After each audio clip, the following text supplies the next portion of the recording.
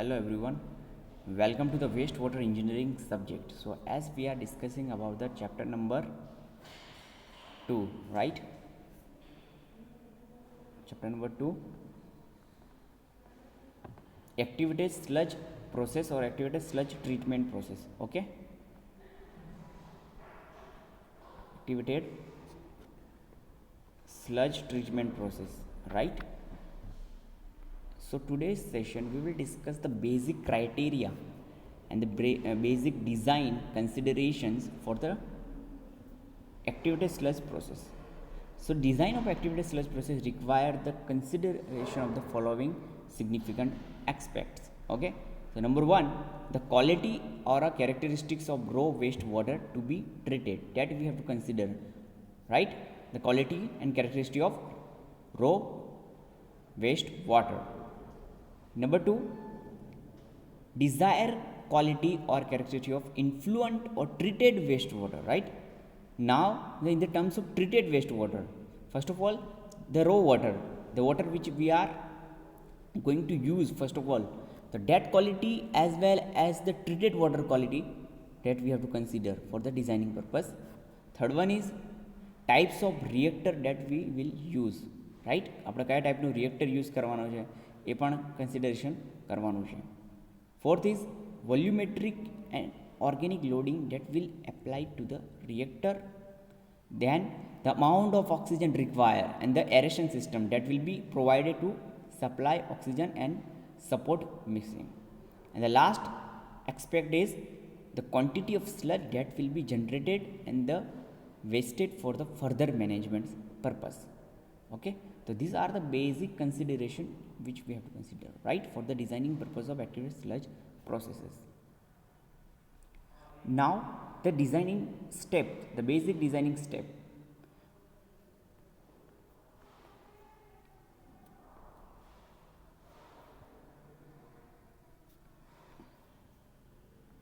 So the usual design computation require the determination of following points.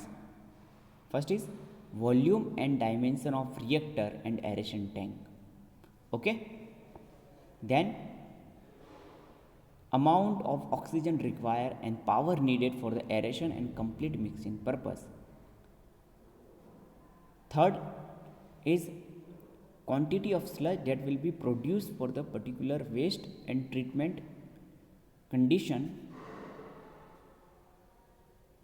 And last step is volume and dimension of secondary settling tank, or we can say clarify, including the hopper bottom for the sludge disposal. So these are the basic design steps which we have to follow. Okay. Now the design criteria for ASP. ASP means activated sludge plant. ASP means activated sludge plant design criteria. So the major criteria that are usually assumed for the design of activated sludge plants are as follow. Number of the aeration tank is equal to, in the terms of, first of all, small plant, so that will be minimum 2. Okay, so number of the aeration tank is equal to 2 for the small plant, and for the large plant that is usually 4 or more than 4, right? Then depth of the wastewater in the tank, that is the nearby in the range of 4.5 to 7.5 meter for the diffuse aeration, and for the surface aeration it could be between the 1 to 6 meter range, and usually it could be between the range of 3 to 4.5 meter, right? So that are basic depth of wastewater in the tank and the number of the aeration tank. Okay, now the second topic is oxidation ditch. Oxidation ditch. So what is the oxidation ditch and why it is used in? So the basic concept regarding the activated ditch is, it is the modified extension aeration systems, right, of the activated sludge process, and therefore it can be used in the situation where the activated sludge treatment or a conventional extended aeration systems, and it is appropriate for that purpose, right? So what is the oxidation ditch? It is a modified extension aeration. It is modified extensor aeration systems of the activated sludge processes.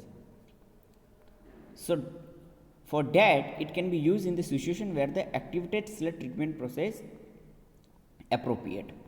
So it is a design as the activated sludge process with the long solid retention time, right? Long solid retention time to remove the biodegradable organisms. The typical oxidation ditch treatment system is based on the Pasvier's types ditch consist of the oval and ring shape. Okay, see the figure number 8.9. The shape is oval or ring shape type and the long shallow channel, right? And the depth is 1 meter depth. The depth is kept is 1 meter. And the rotor, or we can say aeration, is provided.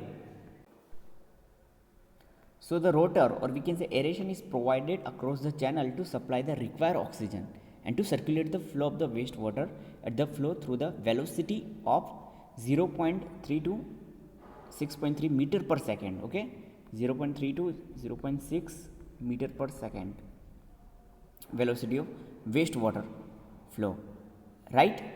And the horizontal and vertically mounted aeration provide the circulation and oxygen transfer, and the aeration in the ditch. The intensive or extended aeration provides a very clear influence as a biological solid produced are destroyed almost completely by the endogenous respirations, and therefore the separation sludge handling is not required. Figure number 9.8 shows the schematic diagram of typical oxidation. You can see that figure number 8.9. Here the influence is charged from this side and the rotor is provided at the top section of the ditch. Okay, right? So that influence, that wastewater will flow from the range of 0.3 to 0.6 meter per second, that flow rate, right? And the solid will deposit or accumulated at the bottom section of ditch here, right? And the clear liquid will emerge from this section. That is the basic mechanism of ditch, right? Oxidation ditch. So normally the flow of oxidation ditch is aerated and mixed with the return sludge from the secondary clarifier. The primary aeration treatments such as bar screen, grit removal normally proceed the oxidation ditch, and primary settling prior to oxidation ditch is sometimes practices and but is not typically in the design processes. Okay, તો આપણે સ્ટાર્ટિંગમાં આપણે જોઈ ગયા છે primary સેટલિંગ priority oxidation ડીચની માટે, greeting chamber જોઈ ગયા છે, સેડિમેન્ટેશન ટેન્ક જોઈએ છે પ્રાઇમરી ટ્રીટમેન્ટ પ્રોસેસ માટે, રાઇટ? ટાઈમ મેકેનિઝમના બેસિસ ઉપર એને કામ કરે છે. Oxidation ditch have the been reported to achieve the BOD, biochemical oxygen demand suspended solid and ammonia nitrogen removal greater than the 90%, and the typical oxygen requirement range is 1.1 to 1.5. Okay,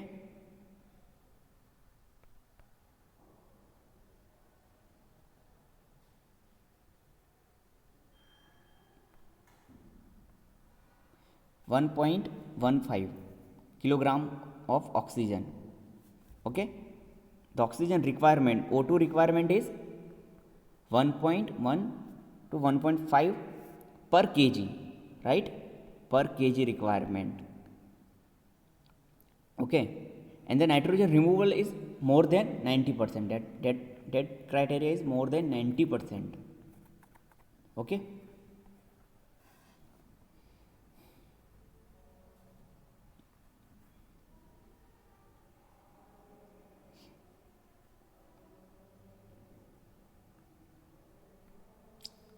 so the treatment system is very effective for the small communities and isolation institutions. Oxidation ditches are also applicable for the treatment of wastewater that require the nitrification. Okay, તો અમુક એવી waste water જેમાં નાઇટ્રિફિકેશનની process થતી હોય તેમાં પણ oxidation ditch use કરી શકાય છે. And because the basin can be size using the appropriate SRT, the achieve nitrification at the mix liquor minimum temperature, right? તો આટલું બેઝિક મેકેનિઝમ છે ઓક્સિડેશન ડીચ માટેનું. તો તમારે આટલું એક ફિગર ડ્રો કરીને સમજાવી શકો છો એની રેન્જ પ્રમાણે, બરાબર?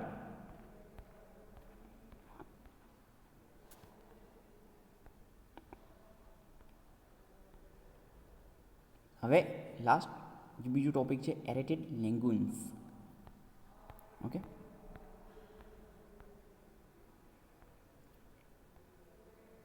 floating aerated lagoons.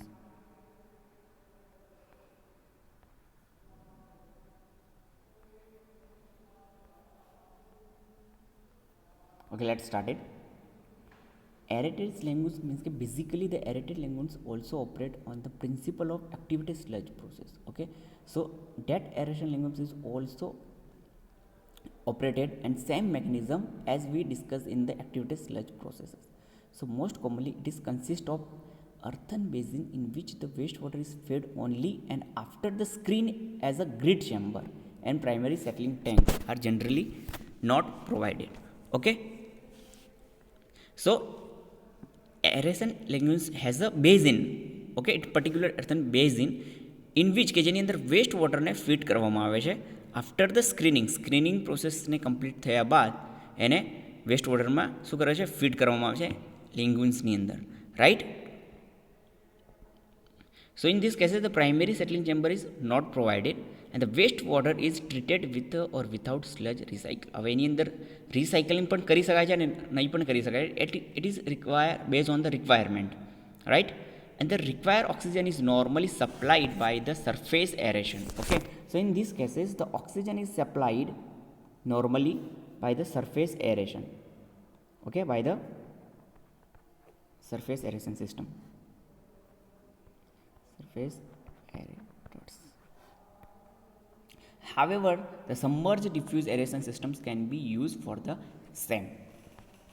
Okay, so based on the process systems adopted, how the solids are handled and the screen of the mixing is provided, aeration lagoons are classified as the follows. Okay, so basic aeration systems ને classified કર્યું છે એની અંદર નીચે અલગ અલગ ટાઈપમાં, બરાબર. તો કેવી રીતે સોલિડ હેન્ડલ કરવાનું છે, ડિગ્રી ઓફ ધ મિક્સિંગ કેવી રીતે થવાનું છે, એના બેસિસ ઉપર ક્લાસિફાઈડ કરવામાં આવ્યું છે. Okay, so first is aerobic system. So figure number 8.12 shows the plan and the section of the typical mechanical aeration lagoon systems. And it is normally designed as the high FM ratio and system assume complete mixing wastewater flow in the continuous and all solid are kept in suspension and they pass with the influent as no separate secondary settling is provided and BOD removal efficiency is therefore low. Okay, see the figure number 8.12 here, the simple plan and section of the typical mechanical aeration lagoons, right?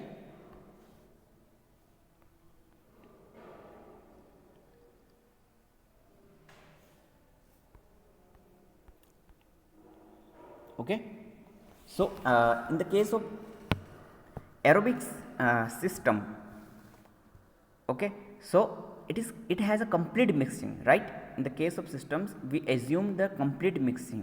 આપણે assume કરવાનું છે કે એની અંદર જે mixing થાય છે complete mixing છે અને વેસ્ટ વોટર ફ્લો થાય છે એ કન્ટિન્યુઅસની મેનરની અંદર હોય છે, right. All the solid kept in the suspension and they pass with the influence with no separate secondary settling is provided. Okay, હવે એરોબિક સિસ્ટમ્સની અંદર સેકન્ડરી ટ્રીટમેન્ટ આપવાની જરૂર નથી, સેકન્ડરી સેટલિંગની રિક્વાયરમેન્ટ રહેતી નથી, પ્રોવાઈડ કરવાનું જરૂરી હોતું નથી, બરાબર. Then facultative systems. Okay, so the system similar as on in the figure number 8.2. okay, તો આ સિસ્ટમ એરોબિક સિસ્ટમ્સને સિમિલારિટીઝ હોય છે.